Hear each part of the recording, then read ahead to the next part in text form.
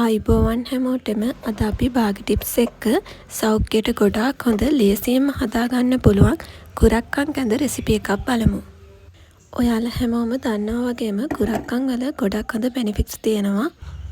ගොඩක් ලෙඩ රෝග වලට හොඳ ශරීර ශක්තිය වර්ධනය කරන දෙයක් තමයි කුරක්කන් කියලා කියන්නේ.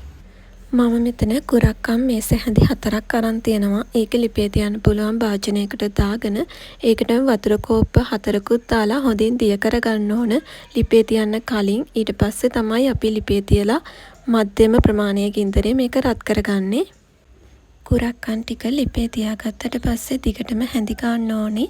නැත්නම් ඒක කැටි ගහනවා වගේ වෙනවා. මේක ටිකක් වෙලා මධ්‍යම ගින්දරේ හැඳි ගාමින් ඉන්නකොට තික් වෙනවා.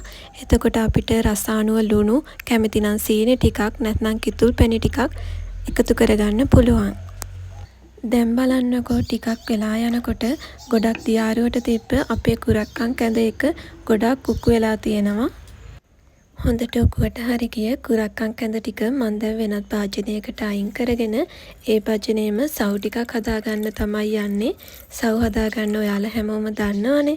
මම මෙතන සව් මේස හැඳි 2ක් අරන් තියෙනවා. ඒකට වතුර චුට්ටක් දාලා ඒක තැඹුණාට පස්සේ හොඳ උකු පොල් කිරි ටිකක් එකතු කරගන්නවා. මම මෙතන උකු පොල් කිරි කෝප්පයක් වගේ තමයි එකතු කරගන්නේ. කිරි ටික හොඳින් ඉතුරුවට පස්සේ අපි මේකට කලින් අයින් කරගත්තු කුරක්කන් කැඳ ටිකත් එකතු කරලා හොඳින් කලවම් කරගන්නවා. මේ වෙලාවේ අපිට කැමති නම් රට ඉඳි මුද්දරප්පලන් කජු ඒ වගේ දේවල් එකතු කරගන්න පුළුවන්.